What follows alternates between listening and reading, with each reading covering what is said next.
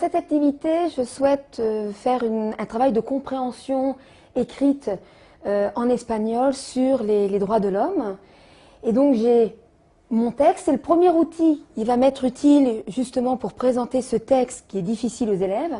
Ça va être l'outil rideau. Donc je vais chercher dans mes outils l'outil rideau. Je vais l'installer sur ma page, ce qui va me permettre de ne pas tout révéler d'un coup. D'abord parce que ici, je montre aux élèves que le titre, ce qui me permet déjà de faire une étude sur le titre. Et progressivement, je vais montrer les parties en fait du préambule.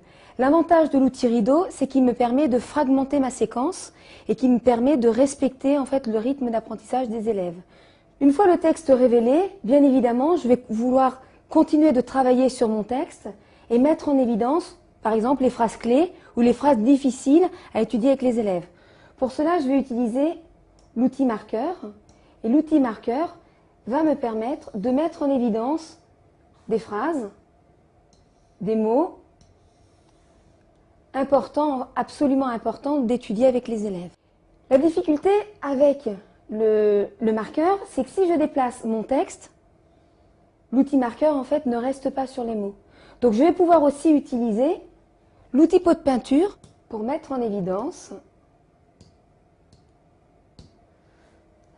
les mots qui me semblent importants d'étudier.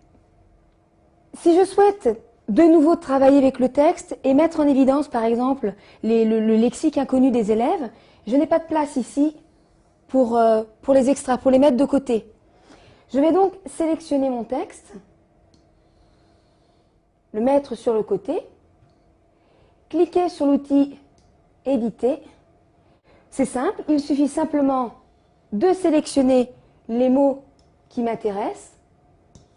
En les mettant sur le côté, les élèves en fait vont pouvoir focaliser leur attention ici et retenir les mots qui ont en fait beaucoup de pertinence.